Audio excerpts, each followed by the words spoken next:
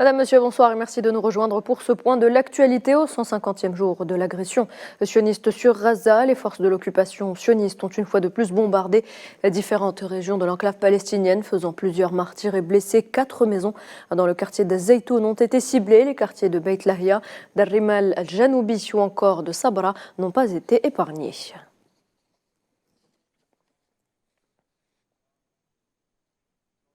Et le bilan des martyrs s'élève à 30 534 depuis le 7 octobre dernier. On le rappelle, ce sont en majorité des femmes et des enfants qui sont ciblés au quotidien. À noter également que 71 700 Palestiniens ont été blessés, tandis que des milliers de victimes restent toujours sous les décombres.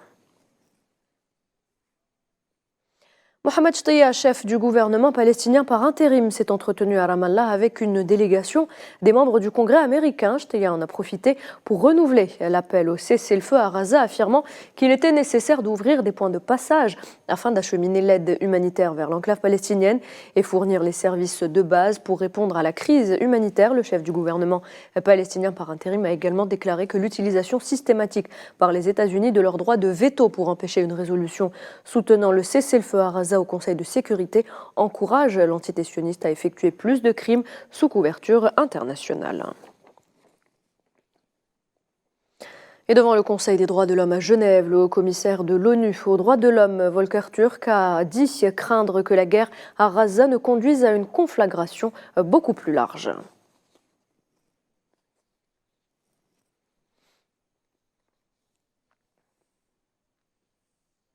La situation en Cisjordanie occupée n'est pas rassurante. Les soldats sionistes prennent d'assaut plusieurs gouvernorats au quotidien, faisant plusieurs victimes sur leur passage. Ce lundi, les Palestiniens de la région constataient encore les dégâts après l'incursion sioniste.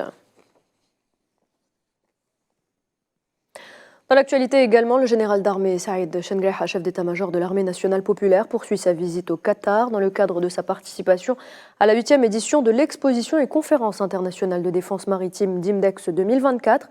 Il a d'ailleurs été reçu dimanche soir par le vice-premier ministre d'État des Affaires de défense qatari Khaled Ben Mohamed Al Atiyah.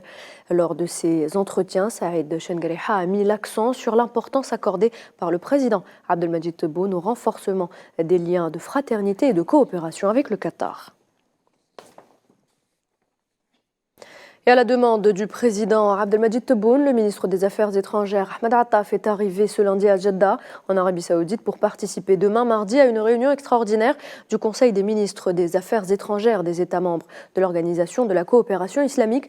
Les travaux de cette session extraordinaire se concentreront, selon un communiqué, sur l'évolution de l'agression israélienne en cours contre la bande de Gaza. Ils discuteront également des voies et mesures permettant à l'OCI de renforcer ses efforts et ses pressions afin d'apporter une contribution réelle et efficace à l'arrêt de cette guerre d'extermination à laquelle le peuple palestinien est exposé.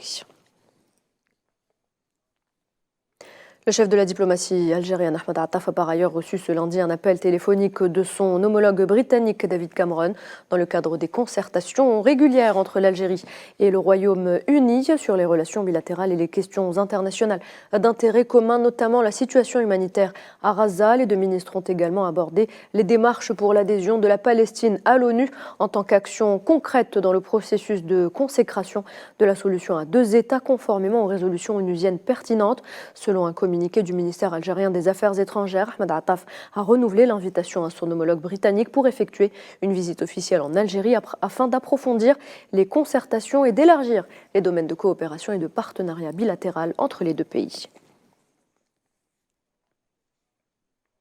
Et voilà, c'est la fin de ce point de l'actualité. Merci de l'avoir suivi. Je vous retrouve à 19h pour le journal de la rédaction.